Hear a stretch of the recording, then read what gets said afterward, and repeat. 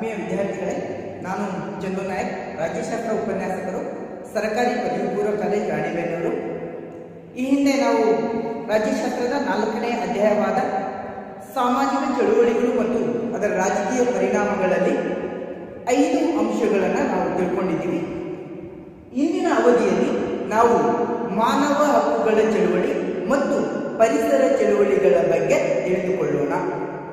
ಮೊದಲನೇದಾಗಿ ಮಾನವ ಹಕ್ಕುಗಳ ಚಳುವಳಿ. ಹಾಗಾದರೆ ಇಲ್ಲಿ ನಾವು ಮಾನವ ಹಕ್ಕುಗಳು ಅಂದ್ರೆ ಏನು ಅನ್ನೋದನ್ನು ನಾವು ಇಲ್ಲಿ ತಿಳಿದುಕೊಳ್ಳಬೇಕಾಗುತ್ತೆ. ಮಾನವನಿಂದ ಬೇರ್ಪಡಿಸಲಾದ ಹಕ್ಕುಗಳನ್ನು ನಾವು ಮಾನವ ಹಕ್ಕುಗಳು ಅಂತ ಕರೀತಾ ಇದ್ದೇವೆ. ಯಾಕಂದ್ರೆ ಪ್ರತಿಯೊಬ್ಬ ಹುಟ್ಟಿದ ಮನುಷ್ಯ ಸ್ವಾತಂತ್ರ್ಯ, ಸಮಾನತೆ ಇವುಗಳನ್ನು ಪಡೆದುಕೊಂಡಿದ್ದಾನೆ. ಆ ಕಾರಣವಾಗಿ ತನಗೆ ಜೀವಿಸುವಂತ ಒಂದು ಹಕ್ಕು, ಸ್ವಾತಂತ್ರ್ಯದ ಹಕ್ಕಿದೆ, ಸಮಾನತೆಯ ಹಕ್ಕಿದೆ.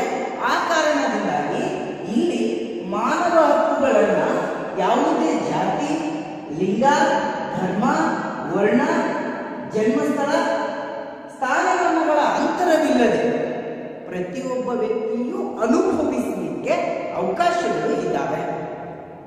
ಅಂತ ಒಂದು ಅವಕಾಶಗಳನ್ನ ನಾವು ಮಾನವ ಹಕ್ಕುಗಳು ಅಂತ ಕರೀತಾ ಇದ್ದೇವೆ. ಈ ಮಾನವ ಹಕ್ಕುಗಳ ಸಾರ್ವತ್ರಿಕ ಘೋಷಣೆಯನ್ನು ವಿಶ್ವಸಂಸ್ಥೆ 1948 ಡಿಸೆಂಬರ್ 10ಕ್ಕೆ ಇದನ್ನ ಸಾರ್ವತ್ರಿಕ ಮಾನವ ಹಕ್ಕುಗಳ ಘೋಷಣೆಯನ್ನಾಗಿ ಘೋಷಣೆ ಮಾಡಿದರು. ಡಿಸೆಂಬರ್ 10, 1948. ಆ ದಿನವನ್ನು ಡಿಸೆಂಬರ್ 10ನೇ ತಾರೀಕನ್ನ ನಾವು ಮಾನವ ಹಕ್ಕುಗಳ ದಿನ ಅಂತೇಳಿ ಕರೀತಾ ಇದ್ದೀವಿ. ಆ ದಿನ ಆಚರಣೆಗಳನ್ನ ಮಾಡ್ತಾ ಇದ್ದೇವೆ. ಇಲ್ಲಿ ಪ್ರಸಿದ್ಧ ನ್ಯಾಯಮೂರ್ತಿಗಳಾದಂತಹ ನ್ಯಾಯಮೂರ್ತಿ ನಾಗೇಂದ್ರ ಸಿಂಗ್ ಅವರು ಮಾನವ ಹಕ್ಕುಗಳ ಬಗ್ಗೆ ಹೇಳ್ತಾ ಇದ್ದಾರೆ. ಏನಂತಂದ್ರೆ ಮಾನವ ಹಕ್ಕುಗಳನ್ನ ವ್ಯಕ್ತಿತ್ವ, ಕುಲ, ವರ್ಣ, ಲಿಂಗ ಇವುಗಳ ತಾರತಮ್ಯವಿಲ್ಲದೆ ವ್ಯಕ್ತಿಯನ್ನು ಗೌರವಿಸುವುದೇ ಮಾನವ ಹಕ್ಕುಗಳ ಅಡಿಗಲ್ಲು ಅಂತ ಕರೀತಾ ಇದ್ದಾರೆ. ಅಂದ್ರೆ ಪ್ರತಿಯೊಬ್ಬ ವ್ಯಕ್ತಿಯನ್ನು ನಾವು ಗೌರವಿಸಬೇಕು. ಆ ಗೌರವಿಸುವಂತ ವೇಳೆಯಲ್ಲಿ ಅವನ ಕುಲ ಆಗಲಿ, ಅವನ ವರ್ಣ ಆಗಲಿ, ಅವನ ಲಿಂಗ ಆಗಲಿ, ಇವು ಯಾವುದನ್ನು ಸಹ ತಾರತಮ್ಯ ಮಾಡಬಾರ್ದು. ಎಲ್ಲರಿಗೂ ಒಂದೇ ರೀತಿಯಾಗಿ ನೋಡ್ಬೇಕು. ಅವನು ಮನುಷ್ಯ, ಅವನು ಮಾನವ ಎಂಬ ದಿಸೆಯನ್ನು ಇಟ್ಟುಕೊಂಡು ನೋಡಬೇಕು ಹೊರತು ಯಾವುದೇ ಕಾರಣಕ್ಕೆ ಈ ಹಕ್ಕುಗಳನ್ನು ಅನುಭವಿಸುವಲ್ಲಿ ಅವನ ಕುಲವಾಗಲಿ, ಅವನ ವರ್ಣ ಆಗಲಿ, ಅವನ ಲಿಂಗ ಆಗಲಿ ಈ ಯಾವುದನ್ನು ಸಹ ಪರಿಗಣಿಸಬಾರದು ಅಂತ ನಾಗೇಂದ್ರ ಸಿಂಗ್ ಅವರು ಹೇಳ್ತಾರೆ. ಅದೇ ರೀತಿಯಾಗಿ ನ್ಯಾಯಮೂರ್ತಿ ವೆಂಕಟೇಶಯ್ಯ ಅವರು ಮಾನವ ಹಕ್ಕುಗಳು ಅವುಗಳದೇ ಆದ ಸ್ವರೂಪವನ್ನು ಹೊಂದಿದ್ದು ಅವುಗಳಿಲ್ಲದೆ ಮಾನವನು ಬದುಕಲಿಕ್ಕೆ ಸಾಧ್ಯವಿಲ್ಲ. ಇವತ್ತು ಮಾನವ ಹಕ್ಕುಗಳು ಇಲ್ಲದೆ ಮಾನವ ಬದುಕಲಿಕ್ಕೆ ಸಾಧ್ಯನೇ ಇಲ್ಲ. ಯಾಕಂತ ಹೇಳಿದ್ರೆ ಇಲ್ಲಿ ನಮಗೆ ಬದುಕಲಿಕ್ಕೆ ಸ್ವಾತಂತ್ರ್ಯ ಬೇಕು, ಸಮಾನತೆ ಬೇಕು, ಜೀವಿಸುವ ಹಕ್ಕು ಬೇಕು. ಇವು ಇದ್ದಾಗ ಮಾತ್ರ ಮನುಷ್ಯ ಬದುಕಲಿಕ್ಕೆ ಸಾಧ್ಯ ಇದೆ. ಸ್ವಾತಂತ್ರ್ಯ ಇಲ್ಲ, ಅವನಿಗೆ ಸ್ವಾತಂತ್ರ್ಯ ಇಲ್ಲ ಅಂತ ಹೇಳಿದ್ರೆ ಬದುಕಲಿಕ್ಕೆ ಎಲ್ಲಿ ಸಾಧ್ಯ ಆಗುತ್ತೆ? ಅವನು ಜೀವಿಸಲಿಕ್ಕೆ ಎಲ್ಲಿ ಸಾಧ್ಯ ಆಗುತ್ತೆ? ಆ ಕಾರಣವಾಗಿ ಮಾನವನ ಬದುಕಲಿಕ್ಕೆ ಅವಕಾಶವಾಗಿರುವಂತಹ ಈ ಹಕ್ಕುಗಳು ಏನಿದ್ದಾವೆ ಇವುಗಳನ್ನು ಬಿಟ್ಟು ಮನುಷ್ಯ ಬದುಕಲಿಕ್ಕೆ ಸಾಧ್ಯ ಇಲ್ಲ ಎಂಬ ವಿಚಾರವನ್ನ ನ್ಯಾಯಮೂರ್ತಿ ವೆಂಕಟೇಶಯ್ಯ ಅವರು ವ್ಯಕ್ತಪಡಿಸ್ತಾ ಇದ್ದಾರೆ. ಹಾಗಾದ್ರೆ ಈ ಮಾನವ ಹಕ್ಕುಗಳ ಚಳುವಳಿಗೆ ಕಾರಣ ಏನು ಅಂತ ನಾವು ನೋಡೋದಾದ್ರೆ, ಮೊದಲನೇದಾಗಿ ನಾಗರಿಕ ಹಕ್ಕುಗಳ ರಕ್ಷಣೆ. ಇವತ್ತು ಭಾರತ ಸಂವಿಧಾನ ತನ್ನ 3ನೇ ಭಾಗದಲ್ಲಿ ಮೂಲಭೂತ ಹಕ್ಕುಗಳನ್ನು ನೀಡಿದೆ. ಆ ಮೂಲಭೂತ ಹಕ್ಕುಗಳಲ್ಲಿ ಎಲ್ಲ ಹಕ್ಕುಗಳು ಅನುಭವಿಸಲಿಕ್ಕೆ ಪ್ರತಿಯೊಬ್ಬ ವ್ಯಕ್ತಿಗೆ, ಪ್ರತಿಯೊಬ್ಬ ಭಾರತೀಯನಿಗೆ ಅವಕಾಶಗಳಿದ್ದಾವೆ. ನಾವೇನು ಹೇಳ್ತಾ ಇದ್ದೀವಿ? ಅಲಾರಿಕೊಂಡಲ್ಲ, ಕಾನೂನಿನ ಮುಂದೆ ನಾವೆಲ್ಲರೂ ಸಮಾನರು. ಆ ಕಾರಣವಾಗಿ ಇಲ್ಲಿ ಎಲ್ಲರಿಗೂ ಈ ನಾಗರಿಕ ಹಕ್ಕುಗಳನ್ನ, ಮೂಲಭೂತ ಹಕ್ಕುಗಳನ್ನ ಅನುಭವಿಸಲಿಕ್ಕೆ ಅವಕಾಶಗಳಿದ್ದಾವೆ. ಅದಕ್ಕಾಗಿ ನಾವಲ್ಲಿ ಲಾಸ್ಟ್ನೇದಾಗಿ ಸಂವಿಧಾನಾತ್ಮಕ ಪರಿಹಾರದ ಹಕ್ಕು, ಅಲ್ಲಿ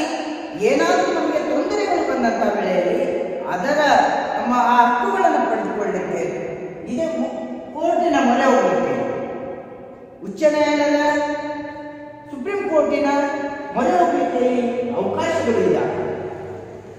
ಎರಡನೇದಾಗಿ ದಾಸ್ಯದಿಂದ ವಿಮೋಚನೆ. ಇವತ್ತು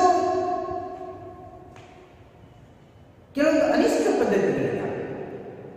ಜೀತ ಪದ್ಧತಿ, ಇನ್ನೊಬ್ಬರಿಗಾಗಿ ದುಡಿಯುವಂತಹ ಒಂದು ಪದ್ಧತಿ ಜೀತ ಪದ್ಧತಿ. ಅಂತ ಒಂದು ಪದ್ಧತಿಗಳ ವಿರುದ್ಧವಾಗಿ ಆ ಜನರನ್ನ ಆ ದಾಸ್ಯದಿಂದ ಹೊರಗೆ ಬರಲಿಕ್ಕೆ, ಬಾಲಕಾರ್ಮಿಕ ಪದ್ಧತಿ, ಇಂಥ ಪದ್ಧತಿಗಳಿಂದ ಹೊರಗೆ ಬರಲಿಕ್ಕೆ, ದಾಸ್ಯದಿಂದ ವಿಮೋಚನೆ ಆಗಲಿಕ್ಕೆ ಇಲ್ಲಿ ಮಾನವ ಹಕ್ಕುಗಳ ಹೋರಾಟ ಪ್ರಾರಂಭವಾಯಿತು. ಕೌಟುಂಬಿಕ ಜೀವನದ ರಕ್ಷಣೆ. ಇವತ್ತು ಮಹಿಳೆಯರು ಹಲವಾರು ಸಮಸ್ಯೆಗಳನ್ನು ಕುಟುಂಬದಲ್ಲಿ ಎದುರಿಸ್ತಾ ಇದ್ದಾರೆ. ವರದಕ್ಷಿಣೆ ಆಗಿರ್ಬೋದು, ದೈಹಿಕ ಹಿಂಸೆಗಳಾಗಿರ್ಬೋದು, ಮಾನಸಿಕ ಹಿಂಸೆಗಳಾಗಿರ್ಬೋದು, ಈ ರೀತಿಯಾಗಿ ಹಲವಾರು ಹಿಂಸೆಗಳನ್ನ ಅನುಭವಿಸ್ತಾ ಇದ್ದಾರೆ. ಇವತ್ತು ಏನಂತ ಇದೆ, ಒಂದು ಹುಡುಗಿ ಒಂದು ಹುಡುಗ ಪ್ರೀತಿಸಿ ಮದುವೆ ಆಗಲಿಕ್ಕೆ ಸಮಾಜ ಇವತ್ತು ಒಪ್ಕೊಳ್ತಾ ಇಲ್ಲ. ಹಾಗೇನಾದ್ರು ಒಪ್ಕೊಂಡಿದ್ಯಾ, ಕೆಲವೊಂದ್ಸರಿ ಏನಾಗುತ್ತೆ, ಹುಡುಗ ಹುಡುಗಿ ಮದುವೆ ಆಗ್ಬಿಟ್ರೆ ಅವಾಗ ಏನ್ ಮಾಡ್ತು, ಮರ್ಯಾದಾ ಹತ್ಯೆಗಳು ಆಗ್ತಾ ಇದ್ದಾವೆ. ಇವತ್ತು ಹುಡುಗಿ ಕಡೆಯವರು ಅಥವಾ ಹುಡುಗನ ಕಡೆಯವರು ಹುಡುಗಿಯನ್ನು ಕೊಂದಾಕುವಂಥದ್ದು ಅಥವಾ ಹುಡುಗನನ್ನ ಕೊಂದಾಕುವಂಥದ್ದು, ಈ ರೀತಿಯಾದಂತಹ ಮರ್ಯಾದಾ ಹತ್ಯೆಗಳು ಆಗ್ತಾ ಇರೋದನ್ನು ನಾವು ನೋಡ್ತಾ ಇದ್ದೀವಿ. ಈ ಕೌಟುಂಬಿಕ ರಕ್ಷಣೆಗಾಗಿ ಇವತ್ತು ಮಾನವ ಹಕ್ಕುಗಳ ಹೋರಾಟ ನಡೀತಾ ಇದೆ. ಇನ್ನು ದಲಿತ ಹಕ್ಕುಗಳ ರಕ್ಷಣೆ. ಇವತ್ತು ಸ್ವತಂತ್ರ ಬಂದು ನಾವು 73 ವರ್ಷಗಳು ಕಳ್ತಾ ಇದ್ದೇವೆ. ಆದರೂ ಸಹ ಕೆಲವೊಂದು ಅನಿಷ್ಟ ಪದ್ಧತಿಗಳು, ಸಂಪ್ರದಾಯಗಳು, ಆಚಾರ ವಿಚಾರಗಳು, ಇವತ್ತು ಮಲ ಹೋಗುವಂತಹ ಪದ್ಧತಿ, ಒಂದು ಅನಿಷ್ಟವಾದಂಥ ಪದ್ಧತಿ ಇವತ್ತು ಸಹ ಇರುವುದನ್ನು ನಾವು ನೋಡ್ತಾ ಇದ್ದೇವೆ. ಮಡೆ ಮಡೆ ಸ್ನಾನ ಅಂತ ಪದ್ಧತಿ, ಇದು ಒಂದು ರೀತಿಯಾದಂಥ ಮತ್ತೆ ನಾವು ಶೋಷಣೆಗೆ ಹೋಗ್ತಾ ಇರುವಂತಹ ಒಂದು ವ್ಯವಸ್ಥೆಯಲ್ಲಿ ನಾವು ಕಾಣ್ತಾ ಇದ್ದೇವೆ. ಅದಕ್ಕೆ ಅಂತ ಒಂದು ರಕ್ಷಣೆಯನ್ನು ಪಡೆದುಕೊಳ್ಳಿಕ್ಕೆ ಇವತ್ತು ಮಾನವ ಹಕ್ಕುಗಳ ಚಳವಳಿ ಪ್ರಾರಂಭ. ಮೊಕದ್ದಮೆಗಳನ್ನು ದಾಖಲಿಸಲು ನಿರಾಕರಿಸುವುದು. ಇವತ್ತು ಎಷ್ಟೋ ಮೊಕದ್ದಮೆಗಳು ಇವತ್ತು ದಾಖಲೀಕರಣ ಆಗೋದಿಲ್ಲ. ಇವತ್ತು ನಾವು ಪೇಪರಲ್ಲಿ ನೋಡ್ತೀವಿ, ಮೀಡಿಯಾಗಳಲ್ಲಿ ನೋಡ್ತೀವಿ, ಅಲ್ಲಿ ಕೊಲೆ ಆಯಿತು, ಇಲ್ಲಿ ರೇಪ್ ಆಯಿತು ಅಂತೇಳಿ. ಆದರೆ ಇವತ್ತು ರೇಪ್ ಆದಂಥದ್ದು, ಕೊಲೆ ಆದಂಥವು ಎಲ್ಲವೂ ಸಹ ಪೇಪರಿಗೆ ಬರೋಲ್ಲ. ಕೆಲವೊಂದು ಪೊಲೀಸ್ ಸ್ಟೇಷನ್ ಅಲ್ಲೇ ಮುಗಿದು ಹೋಗಿರ್ತವೆ. ಕೆಲವೊಂದು ಸಲ ಪೊಲೀಸರೇ ಕೆಲವೊಂದು ಕೇಸಸ್ಗಳನ್ನು ದಾಖಲಿಸಿಕೊಳ್ಳೋದಿಲ್ಲ. ಈ ಸಮಸ್ಯೆಗಳನ್ನ ಬಗೆಹರಿಸಲಿಕ್ಕೆ, ಆ ದಾಖಲೀಕರಣ ಆಗಲಿಕ್ಕೆ, ಮೊಕದ್ದಮೆಗಳು ದಾಖಲೀಕರಣ ಆಗಲಿಕ್ಕೆ ಇವತ್ತು ಏನಾಗ್ತಾ ಇದೆ, ಹೋರಾಟಗಳು, ಚಳುವಳಿಗಳು ಆಗ್ತಾ ಇದ್ದಾವೆ. ಇದು ಮಾನವ ಹಕ್ಕುಗಳ ಚಳುವಳಿಗೆ ಕಾರಣಗಳಾದ ಇದರ ಪರಿಣಾಮ ಏನಾಗಿದೆ ಅಂತ ನಾವು ನೋಡೋದಾದ್ರೆ, ಮೊದಲನೇದಾಗಿ ರಾಷ್ಟ್ರೀಯ ಮಾನವ ಹಕ್ಕುಗಳ ಆಯೋಗವನ್ನು ರಚನೆ ಮಾಡಲಾಗಿದೆ. 1994 ಜನವರಿ 8ನೇ ತಾರೀಕಿಗೆ ನಮ್ಮ ದೇಶದಲ್ಲಿ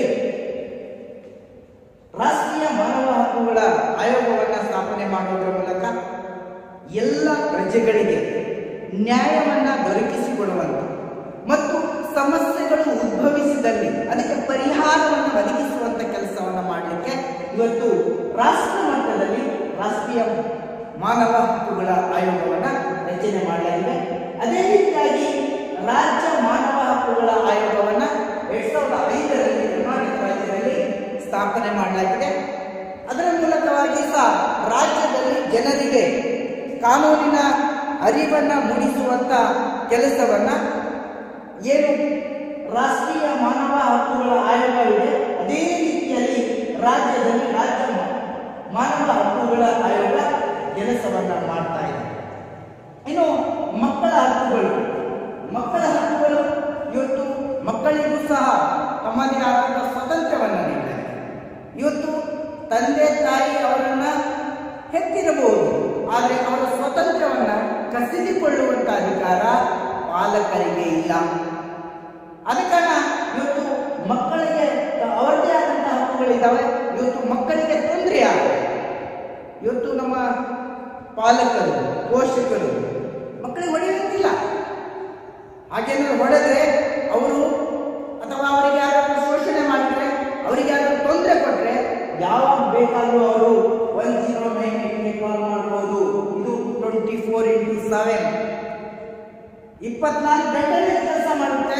ಮಕ್ಕಳಿಗೆ ತೊಂದರೆ ಆದಾಗ ಮಾಡಬಹುದು. ಆ ಕಾರಣವಾಗಿ ಇವತ್ತು ಮಕ್ಕಳ ಹಕ್ಕುಗಳ ರಕ್ಷಣೆ ಮಾಡಲಿಕ್ಕೆ ಇವತ್ತು ಅವಕಾಶಗಳು ಒದಗಿ ಬಂದಿದ್ದಾವೆ. ಅದೇ ರೀತಿಯಾಗಿ ಅರಿವು ಮೂಡಿಸುವುದು ಇದು ವೆರಿ ಇಂಪಾರ್ಟೆಂಟ್. ಯಾಕಂದ್ರೆ ಇವತ್ತು ಅರಿವು ಮೂಡಿಸುವಂತ ಕೆಲಸ ಆಗಬೇಕಾಗಿದೆ, ಜನರಿಗೆ ತಿಳುವಳಿಕೆ ಹೇಳುವಂತ ಕೆಲಸ ಆಗಬೇಕಾಗಿದೆ. ಮಾನವ ಹಕ್ಕುಗಳು ಅಂದ್ರೆ ಹೀಗೆ, ಅವರಿಗೆ ಪ್ರತಿಯೊಬ್ಬ ವ್ಯಕ್ತಿಗೂ ಸಹ ಜೀವಿಸುವ ಹಕ್ಕಿದೆ, ಅವನಿಗೆ ಸ್ವಾತಂತ್ರ್ಯ ಇದೆ, ಸಮಾಜದ ಸಮಾನತೆ ಇದೆ. ಈ ಎಲ್ಲ ಅರಿವನ್ನ ಮೂಡಿಸುವಂತ ಕೆಲಸವನ್ನ ಮಾಡಬೇಕಾಗುತ್ತೆ. ಅದು ಪ್ರತಿಯೊಬ್ಬ ವ್ಯಕ್ತಿಯ ಜವಾಬ್ದಾರಿ ಆಗಿರುತ್ತದೆ.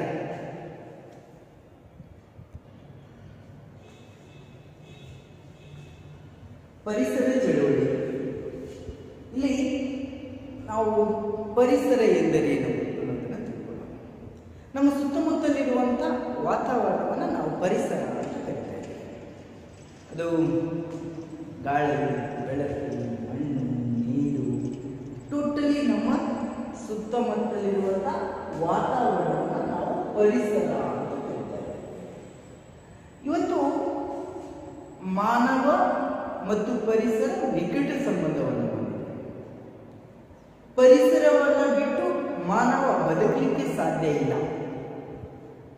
ನಾವು ಪರಿಸರದ ಮೇಲೆ ಅವಲಂಬನೆಯಾಗಿದೆ. ಹಾಗೇನೆ ಇಲ್ಲಿ ವಾತಾವರಣವನ್ನು ಹೊಂದಿಕೊಂಡು ನಾವು ಜೀವನವನ್ನು ನಡೆಸಬೇಕಾಗುತ್ತೆ. ಆದರೆ ಇವತ್ತು ಪರಿಸರ ಏನಾಗ್ತಾ ಇದೆ? ನಾಶ. ಪರಿಸರ ಯಾಕೆ ನಾಶ ಆಗ್ತಾ ಇದೆ ಅಂತ ಹೇಳಿದ್ರೆ, ಮಾನವನ ದುರುದ್ದೇಶಗಳು ಇವತ್ತು ಪರಿಸರದ ನಾಶಕ್ಕೆ ಕಾರಣ ಆಗ್ತಾರೆ. ಎಲ್ಲ ರೀತಿಯಾದಂತಹ ಇವತ್ತು ನಾವು ಅರಣ್ಯ ಪ್ರದೇಶವನ್ನು ಕಡಿತಾ ಇದ್ದೀವಿ, ಸ್ವಚ್ಛತೆ ಕಡೆಗೆ ನಾವು ಗಮನವನ್ನು ಕೊಡ್ತಾ ಇಲ್ಲ. ನಾವು ಸ್ವಚ್ಛತೆ ಕಡೆಗೆ ಗಮನ ಕೊಡದೆ, ಕಾಳಜಿ ವಹಿಸದೆ ಪರಿಸರ ಮಾಲಿನ್ಯವನ್ನು ಮಾಡ್ತಾ ಇದ್ದೀವಿ. ಇವತ್ತು ಆಧುನಿಕತೆಯ ಜೊತೆಗೆ ಕೈಗಾರಿಕೆಗಳು ಹೆಚ್ಚು ಬೆಳವಣಿಗೆಗಳು ಆಗ್ತಾ ಇದೆ. ಕೈಗಾರಿಕೆಗಳಿಂದಾಗಿ ಇವತ್ತು ಏನಾಗ್ತಾ ಇದೆ? ಪರಿಸರ ಮಾಲಿನ್ಯ ಆಗ್ತಾ ಇದೆ, ವಾಯು ಮಾಲಿನ್ಯ ಆಗ್ತಾ ಇದೆ. ಇವತ್ತು ವಾಹನಗಳಿಂದಾಗಿ ವಾಯು ಮಾಲಿನ್ಯ ಆಗ್ತಾ ಇದೆ. ಇವತ್ತು ನಾವು ಮಣ್ಣಿನಲ್ಲಿ ಕ್ರಿಮಿನಾಶಕಗಳನ್ನು ಬಳಸ್ಕೊಳ್ತಾ ಇದ್ದೀವಿ, ರಸಗೊಬ್ಬರಗಳನ್ನು ಬಳಸ್ಕೊಳ್ತಾ ಇದ್ದೀವಿ. ಇದರಿಂದ ಮಣ್ಣಿನ ಮಾಲಿನ್ಯ ಆಗ್ತಾ ಇದೆ. ಇವತ್ತು ನಾವು ಜಲಮಾಲಿನ್ಯವನ್ನು ಮಾಡ್ತಾ ಇದ್ದೀವಿ. ಇವತ್ತು ಕೈಗಾರಿಕೆಗಳಿಂದ ನೀರನ್ನು ಬಿಡ್ತಾ ಇದ್ದೀವಿ, ಅಲ್ಲೇ ನಮ್ಮ ವೆಹಿಕಲ್ಸ್ಗಳನ್ನು ತೊಳಿತಾ ಇದ್ದೀವಿ. ಇದರಿಂದ ಏನಾಗ್ತಿದೆ? ಜಲಮಾಲಿನ್ಯ ಆಗ್ತಾ ಇದೆ. ಇವತ್ತು ನಾವು ಉಪಗ್ರಹಗಳನ್ನು ಉಡಾವಣೆ ಮಾಡುವುದರ ಮೂಲಕ, ನಾವು ರಾಸಾಯನಿಕ ಉತ್ಪತ್ತಿಯನ್ನು ಮಾಡುವುದರ ಮೂಲಕ ಏನಾಗ್ತಾ ಇದೆ? ಇವತ್ತು ವಿಕಿರಣ ಮಾಲಿನ್ಯಗಳಾಗ್ತಾ ಇದೆ. ಈ ರೀತಿಯಾಗಿ ಪರಿಸರ ಮಾಲಿನ್ಯ ಆಗ್ತಾ ಇದೆ. ಪರಿಸರವನ್ನ ಸಂರಕ್ಷಣೆಯನ್ನ ಮಾಡುವಂಥದ್ದು ಪ್ರತಿಯೊಬ್ಬರ ಜವಾಬ್ದಾರಿ. ಅದು ಸಹ ಇವತ್ತು ಏನಾಗ್ತಾ ಇದೆ? ನಾವು ಪರಿಸರ ಮಾಲಿನ್ಯವನ್ನ ಮಾಡ್ತಾ ಇದ್ದೀವಿ. ಜೈವಿಕ ವೈವಿಧ್ಯಗಳ ರಕ್ಷಣೆ. ಇವತ್ತು 80 ಕೋಟಿ ಜನ ಇದಾವೆ ಅಂತ ನಾವು ಹೇಳ್ತೇವೆ. ಬಟ್ ಇವತ್ತು ಮನುಷ್ಯನನ್ನು ಬಿಟ್ಟು ಎಲ್ಲ ಜೀವಿಗಳನ್ನ ಕೊಲ್ಲುವಂತ ಅಥವಾ ನಾಶ ಮಾಡುವಂತ ಹಂತದಲ್ಲಿ ನಾವು ಇವತ್ತು ನೋಡ್ತಾ ಇದ್ದೇವೆ. ಒಂದು ಕಾಲದಲ್ಲಿ ಡೋಡೋ ಅಂತ ಒಂದು ಪಕ್ಷಿ ಇತ್ತು.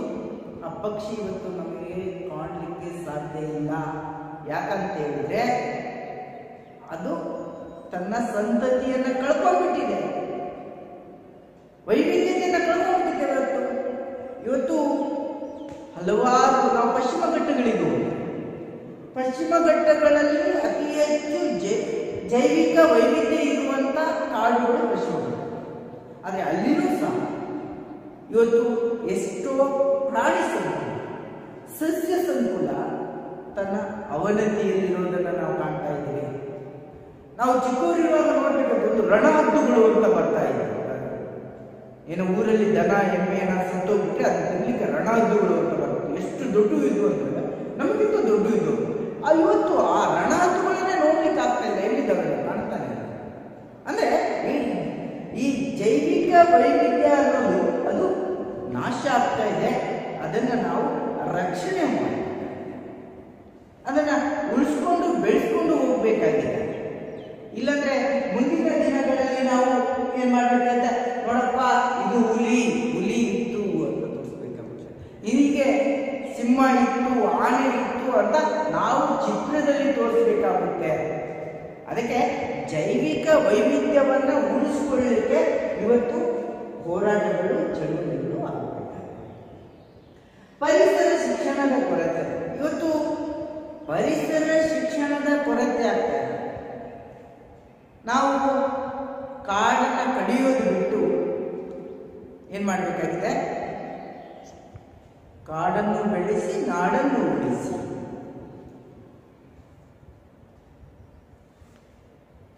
ಮನೆಗೊಂದು ಮರ, ಊರಿಗೊಂದು ವನ.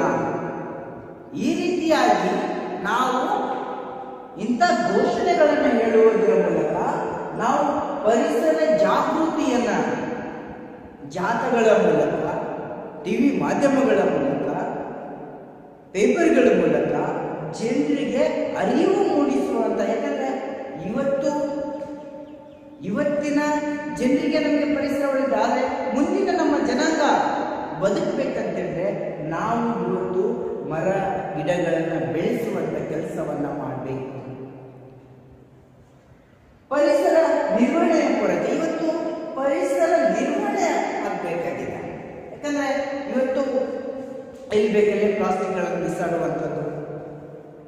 ಇವತ್ತು ನಾವು ಮಾಡರ್ನೈಸೇಷನ್ ಆಧುನೀಕರಣದ ಪ್ರಭಾವದಿಂದಾಗಿ ಏನಾಗ್ತಾ ಇದೆ, ಇವತ್ತು ನಾವು ಪ್ಲಾಸ್ಟಿಕ್ ಬಳಕೆ ಜಾಸ್ತಿ ಆಗ್ತಾ ಇದೆ. ಆದರೆ ಪ್ಲಾಸ್ಟಿಕ್ ಬೇಗನೆ ಕರಗುವ ವಸ್ತು ಅಲ್ಲ. ಅದ ಕಾರಣವಾಗಿ ನಾವು ಏನ್ ಮಾಡಬೇಕಾಗಿದೆ, ಇವತ್ತು ಪೇಪರ್ ನಲ್ಲಿರುವಂತಹ ಅಥವಾ ಕಟ್ಟಿಗೆಯ ಅಂತ ವಸ್ತುಗಳನ್ನ ಬಳಸಿಕೊಳ್ಳುವುದರ ಮೂಲಕವಾಗಿ ನಾವು ಏನ್ ಮಾಡೋದು, ಪರಿಸರ ನಿರ್ವಹಣೆ ಮಾಡುವಂಥ, ಸ್ವಚ್ಛತೆ ಮಾಡುವಂಥ, ನಮ್ಮ ತರಗತಿ ಸ್ವಚ್ಛ ಮಾಡಿಕೊಳ್ಳುವಂಥದ್ದು, ನಮ್ಮ ಸಂಸ್ಥೆಯ ಆವರಣವನ್ನು ಸ್ವಚ್ಛ ಮಾಡಿಕೊಳ್ಳುವಂಥದ್ದು. ಆ ನಂತರದಲ್ಲಿ ನಾವು ವಿದ್ಯಾರ್ಥಿಗಳ ಮೂಲಕ, ಉಪನ್ಯಾಸಕರ ಮೂಲಕ ಜಾಗೃತಿಯನ್ನು ಮೂಡಿಸುವಂಥದ್ದು. ಪುರಸಭೆ, ನಗರಸಭೆ, ಮಹಾನಗರ ಪಾಲಿಕೆಗಳ ಮೂಲಕ, ಇಲಾಖೆಗಳ ಮೂಲಕ ಜಾಗೃತಿಯನ್ನು ಮೂಡಿಸಿದ್ರೆ ನಾವು ಪರಿಸರ ಸಂರಕ್ಷಣೆ ಮಾಡಲಿಕ್ಕೆ ಸಹಕಾರಿಯಾಗುತ್ತದೆ.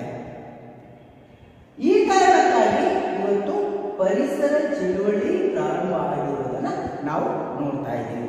ಹಾಗಾದರೆ ಇಲ್ಲಿ ಇದರ ರಾಜಕೀಯ ಪರಿಣಾಮಗಳು ಏನಾಗಿದ್ದಾವೆ ಅಂತ ನಾವು ನೋಡೋದಾದ್ರೆ, ಈ ಪರಿಸರ ರಕ್ಷಣೆಗೆ ಸಂಬಂಧಪಟ್ಟಂತ ವಿಷಯ ಇರುವಂಥದ್ದು ನಮ್ಮ ಸಂವಿಧಾನದ 4ನೇ ಭಾಗ ರಾಜನೀತಿ ನಿರ್ದೇಶನ ತತ್ವಗಳಲ್ಲಿ ಇದೆ. ಈ ರಾಜನೀತಿ ನಿರ್ದೇಶನ ತತ್ವದಲ್ಲಿರುವಂತಹ ಪರಿಸರ ಸಂರಕ್ಷಣೆ ವಿಚಾರದ ಕುರಿತು 42ನೇ ತಿದ್ದುಪಡಿಯಲ್ಲಿ ಎಲ್ಲಿ ಸೇರಿಸಬೇಕು ಅನ್ನೋದ್ರ ಬಗ್ಗೆ ಒಂದು ಕಮಿಟಿಯನ್ನು ರಚನೆ ಮಾಡಲಾಯಿತು. ಆ ಕಮಿಟಿ ಮುಂದೆ 1985ರಲ್ಲಿ ಒಂದು ಇಲಾಖೆಯನ್ನ ರಚನೆ ಮಾಡಿತು. ಅದು 1980 ಪರಿಸರ ಮತ್ತು ಅರಣ್ಯ ಸಚಿವಾಲಯ ಇಲಾಖೆ ರಚನೆ ಆಯಿತು. ಅಂಥದ್ರಲ್ಲಿ ಇವತ್ತು ಪರಿಸರಕ್ಕೆ ಸಂಬಂಧಪಟ್ಟಂತೆ ಗಂಗಾ ನದಿ ನೀರಿನ ಶುದ್ಧೀಕರಣ ಯೋಜನೆಯನ್ನ ಮಾಡಿಕೊಳ್ಳಲಾಗಿದೆ. MC ಮೆಹ್ತಾರವರು ಸುಪ್ರೀಂ ಕೋರ್ಟ್ ಅಲ್ಲಿ ಒಂದು ದಾವೆಯನ್ನು ಹೂಡಿದ್ರು. ಏನಂತ ಹೇಳಿದ್ರೆ, ಗಂಗಾ ನದಿ ನೀರಿನಿಂದ ಇವತ್ತು ನಾವು ಒಂದು ಕಡೆಗೆ ಹೇಳ್ತೀವಿ ಗಂಗಾ ಸ್ನಾನ ತುಂಗಾ ಸ್ನಾನ ಅಂತ, ಬಟ್ ಅಲ್ಲಿರುವಂತಹ ಒಂದು ವಾತಾವರಣ ನೋಡ್ಬಿಟ್ರೆ ಏನಾಗುತ್ತೆ ಅಂತ ಹೇಳಿದ್ರೆ, ನಾವು ಗಂಗಾ ಸ್ನಾನ ಮಾಡಿದ್ರೆ ಅಲ್ಲಿ ಮಲಿನಾಗಿ ಹೋಗ್ಬಿಟ್ಟಿದ್ದೇವೇನೋ ಅನ್ನೋ ರೀತಿಯಲ್ಲಿ ಅಷ್ಟು ಇವತ್ತು ಚರಂಡಿಯ ನೀರಾಗಿರ್ಬೋದು, ಅಲ್ಲಿ ಹೆಣಗಳನ್ನ ಸುಟ್ಟಿರುವಂತಹ ನೀರಾಗಿರ್ಬೋದು, ಅಲ್ಲಿ ಹುಡುಕ್ತಾ ಇರೋದನ್ನು ನಾವು ನೋಡ್ತಾ ಇದ್ದೀವಿ. ಆ ಕಾರಣಕ್ಕಾಗಿ ಎನ್ ಸಿ ಮೆಹ್ತಾ ಅವರು ಒಂದು ದಾವೆಯನ್ನು ಹೂಡಿದ್ರು. ಅದಕ್ಕಾಗಿ ಸುಪ್ರೀಂ ಕೋರ್ಟ್ನಲ್ಲಿ ಏನು ಬೇರೆ ಬೇರೆ ನಗರಗಳಿಂದ ಬರುವಂತ ನೀರು ಏನಿದೆ ಅದನ್ನ ಚರಂಡಿಗಳ ಮೂಲಕ ತಂದು ಶುದ್ಧೀಕರಣ ಘಟಕಗಳನ್ನು ಮಾಡಬೇಕು. ಆ ಶುದ್ಧೀಕರಣ ಘಟಕಗಳಲ್ಲಿ ಶುದ್ಧೀಕರಣ ಆದ ಮೇಲೆ ಆ ನೀರನ್ನ ಗಂಗಾ ನದಿಗೆ ಬಿಡಬೇಕು ಅಂತ ಹೇಳಿದ್ರು. ಆಮೇಲೆ ಚಿತಾಗಾರಗಳನ್ನ ಏನು ಮತ್ತೊಂದ್ಸಲ ಅಲ್ಲಿ ಏನ್ ಮಾಡ್ತಾರೆ ಅಂದ್ರೆ ಹೆಣಗಳನ್ನ ತಂದು ನದಿಯಲ್ಲಿ ಬಿಸಾಡಿರ್ತಾರೆ. ಅದನ್ನು ತಪ್ಪಿಸ್ಲಿಕ್ಕೆ ಏನ್ ಮಾಡಿದ್ರು, ಅಲ್ಲಿ ಶವಾಗಾರಗಳ ಚಿತಾಗಾರಗಳನ್ನ ಮಾಡಿ ಅಲ್ಲಿ ಸುಟ್ಟ ನಂತರ ಇವತ್ತು ನೋಡಿ ನಾವು ಏನು ಸತ್ತ ನಂತರ ಆ ವ್ಯಕ್ತಿಯ ಭಸ್ಮ ಏನಿದೆ ಅದನ್ನ ಗಂಗಾ ನದಿಯಲ್ಲಿ ಬಿಟ್ಟರೆ ಪುಣ್ಯ ಬರುತ್ತೆ ಅಂತೇಳಿ ಸಂಪ್ರದಾಯ. ಅದಕ್ಕಾಗಿ ಕೆಲವೊಂದು ಜನ ಇಡೀ ದೇಶದ ತುಂಬೆಲ್ಲ ಬಂದಂತ ಜನ ಅಲ್ಲಿ ತಂದು ಬಿಡ್ತಾರೆ. ಇದರಿಂದಲೂ ಸಹ ಏನಾಗುತ್ತೆ, ಮಲಿನ ಆಗುತ್ತೆ. ಅದ ಕಾರಣ ಚಿತಾಗಾರಗಳನ್ನ ಸ್ಥಾಪನೆ ಮಾಡಬೇಕು ಅಂತೇಳಿ ಕೋರ್ಟ್ ಹೇಳಿ. ಇನ್ನು ಎರಡನೇದಾಗಿ ತಾಜ್ಮಹಲ್ ರಕ್ಷಣೆ. ತಾಜ್ಮಹಲ್ ರಕ್ಷಣೆಗಾಗಿ ಯಾಕಂದ್ರೆ ಅಲ್ಲಿ ಬರುವಂತ ಹೊಗೆ ರಹಿತವಾದಂತಹ ವಾತಾವರಣ ಏನಿದೆ ಅದನ್ನು ಸಂರಕ್ಷಣೆ ಮಾಡೋದಕ್ಕೆ ಏನ್ ಮಾಡಿದ್ರು, ಕೃಷ್ಣ ಮಹಾಜನ್ ಸಮಿತಿಯನ್ನ ರಚನೆ ಮಾಡಲಾಯಿತು. ಕೃಷ್ಣ ಮಹಾಜನ್ ಸಮಿತಿಯಲ್ಲಿ ಎಸ್ ಕೆ ಘೋಷ್ ಮತ್ತು ಆಸಿಫ್ ದ್ವಿವೇದಿ ಅವರು ಸದಸ್ಯರಾಗಿದ್ದರು. ಇವರು 1996ರಲ್ಲಿ ಇದರ ವರದಿಯನ್ನು ಕೊಟ್ಟು, ಅಂದ್ರೆ ಇವತ್ತು ಮುಂದಿನ ಜನಾಂಗಕ್ಕೆ ತಾಜ್ಮಹಲ್ ನೋಡಲಿಕ್ಕೆ ಅವಕಾಶಗಳು ಸಿಗಬೇಕು ಅನ್ನೋ ದೃಷ್ಟಿಯಿಂದ ಅದನ್ನು ರಕ್ಷಣೆ ಮಾಡುವಂತ ಜವಾಬ್ದಾರಿ ಎಲ್ಲರಿಗೂ ಅನ್ನೋ ವಿಚಾರವನ್ನ ವ್ಯಕ್ತಪಡಿಸಿದೆ. ಮೂರನೇದಾಗಿ ಹಲವಾರು ಶಾಸನಗಳನ್ನ ಜಾರಿಗೆ ತರಲಾಗಿದೆ. ಪರಿಸರ ಸಂರಕ್ಷಣೆಗೆ ಸಂಬಂಧಪಟ್ಟಂತೆ ಹಲವಾರು ಶಾಸನಗಳನ್ನ ಜಾರಿಗೆ ತರಲಾಗಿದೆ. ವನ್ಯಜೀವಿ ಸಂರಕ್ಷಣಾ ಕಾಯ್ದೆ 1972, ಅರಣ್ಯ ಸಂರಕ್ಷಣಾ ಕಾಯ್ದೆ 1980, ಜಲಮಾಲಿನ್ಯ ತಡೆ ಮತ್ತು ನಿಯಂತ್ರಣ ಕಾಯ್ದೆ 1974, ವಾಯು ಮಾಲಿನ್ಯ ತಡೆ ನಿಯಂತ್ರಣ ಕಾಯ್ದೆ 1981, ಪರಿಸರ ಸಂರಕ್ಷಣಾ ಕಾಯ್ದೆ 1986, ಜೈವಿಕ ವೈವಿಧ್ಯ ಕಾಯ್ದೆ 2002.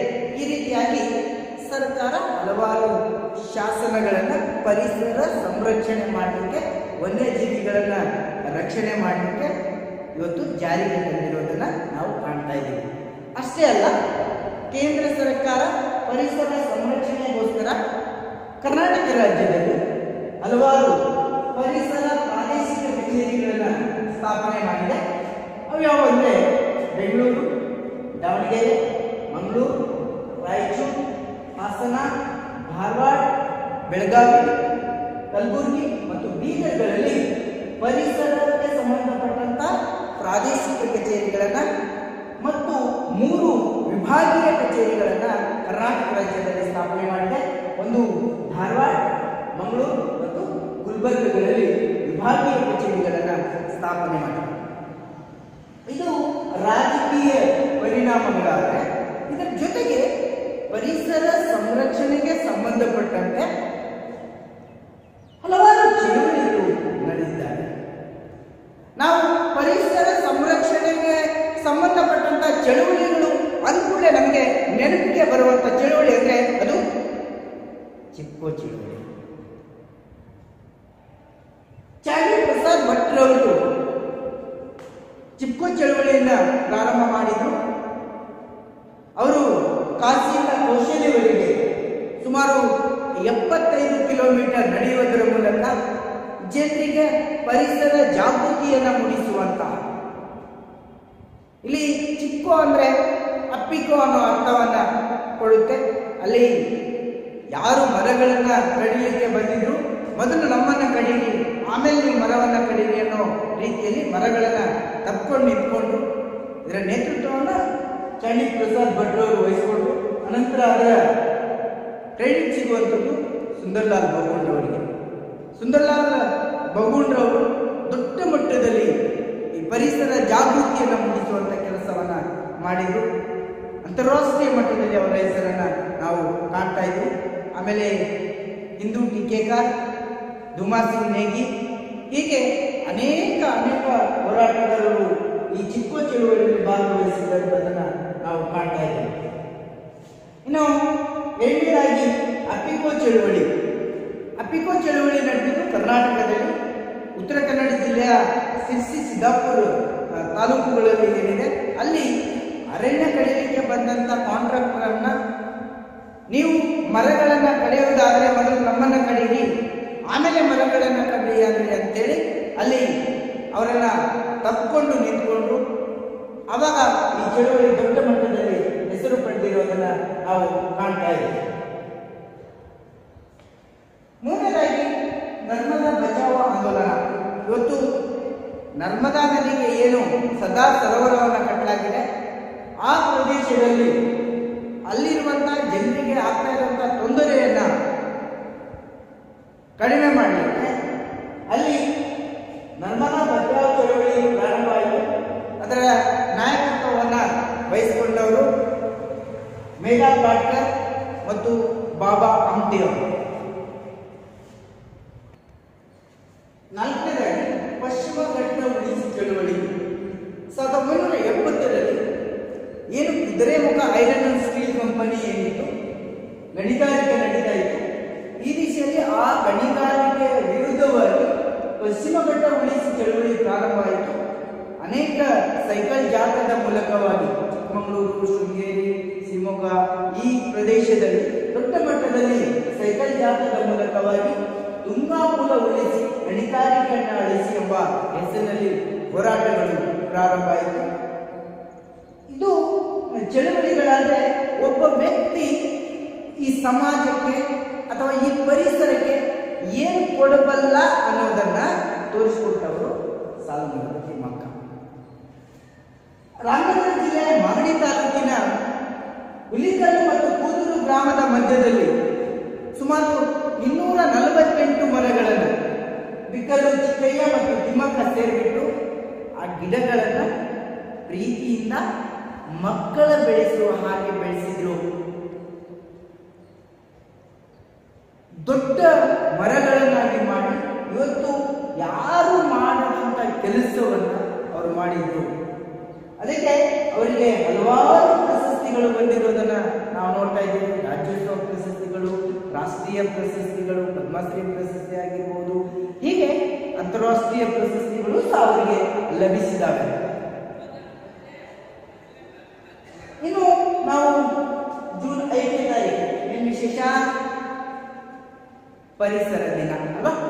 ಪ್ರತಿ ವರ್ಷ ನಾವು ಪರಿಸರ ದಿನವನ್ನ ಜೂನ್ 5ನೇ ತಾರೀಕಿಗೆ ಆಚರಣೆ ಮಾಡ್ತೀವಿ. ಆದರೆ ಆಚರಣೆ ಜೂನ್ 5ಕ್ಕೆ ನಮ್ಮ ಆಚರಣೆ ಮುಗಿಬಾರದು.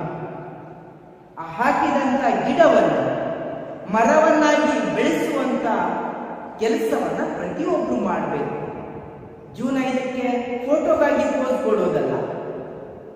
ಅದನ್ನು ದೊಡ್ಡದಾಗಿ ಮಾಡಿದ ಮೇಲೆ ನೀವು ಬೆಳೆಸಿ ದೊಡ್ಡದಾಗಿ ಮಾಡಿದ ಮೇಲೆ ಪೋಸನ್ನು ಕೊಡಿ. ಇವತ್ತು ಮನುಷ್ಯ ಪರಿಸರ ಸಂರಕ್ಷಣೆ ಮಾಡಬೇಕಾದದ್ದು ಅನಿವಾರ್ಯವಾಗಿದೆ ಮತ್ತು ಈ ಪರಿಸರವನ್ನ ಮುಂದಿನ ಪೀಳಿಗೆಗೆ ನಾವು ಬಿಟ್ಕೊಡ್ಬೇಕಾಗಿದೆ. ಉಳಿಸಿ ಬೆಳೆಸಬೇಕಾದಂತ ಜವಾಬ್ದಾರಿ ಇವತ್ತಿನ ನಮ್ಮ ಮೇಲೆ, ಎಲ್ಲರ ಮೇಲೆ ಇದೆ. ಇಲ್ಲಿ ನಾವು ಒಟ್ಟು 7 ಚಳುವಳಿಗಳನ್ನ ಈ ಅಧ್ಯಾಯದಲ್ಲಿ ತಿಳ್ಕೊಂಡಿದ್ದೀವಿ ಅಂತ ಹೇಳ್ತಾ ಇಲ್ಲಿಗೆ ಈ ಅಧ್ಯಾಯವನ್ನು ಕಂಪ್ಲೀಟ್ ಮಾಡ್ತೇವೆ.